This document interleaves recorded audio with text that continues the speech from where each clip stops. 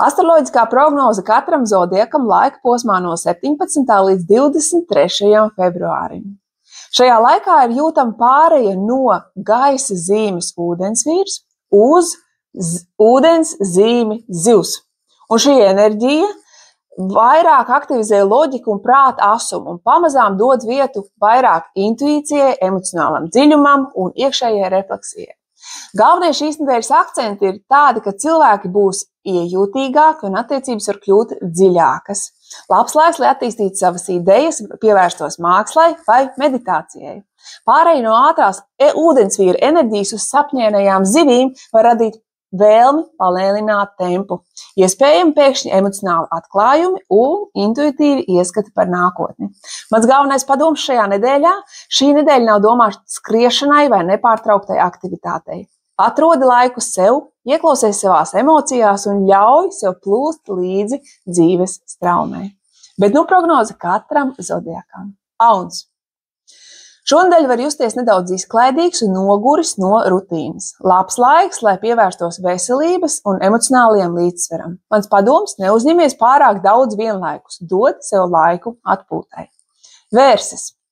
Attiecībās var kļūt vairāk dziļākas sarunas un pārmaiņas, kas var palīdzēt labāk izprast savas vēlmes.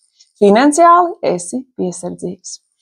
Mans padoms – nebaidies pieņemt jaunus izaicinājumus, stabilitāte slēpjas elastībā. Dvīņi.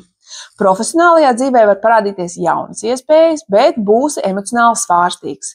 Neļaujies pārdomu haosam. Mans padoms – sakārto prioritātes un atbrīvojies no nevajadzīgā. Vēzis. Enerģija tiek virzīta uz izaugsmi, no personīgās uz profesionālo. Tāpēc tavs intuitīvais spēks palīdzēs izdarīt pareizās izvēles. Mans padoms vēzim atļauj sev būt radošam un spontānam. Lauva.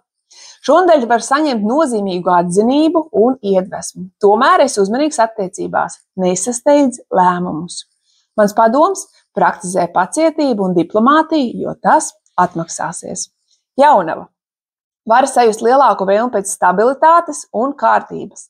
Labs laiks, lai sakārtot ikdienas darbus un attiecības.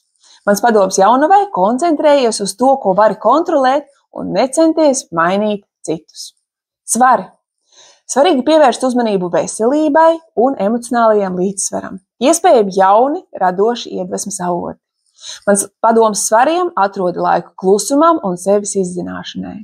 Skorpions. Mīlestība un attiecības kļūst par galveno fokusu. Iespējama kāda veca situācija, kas prasīs risinājumu.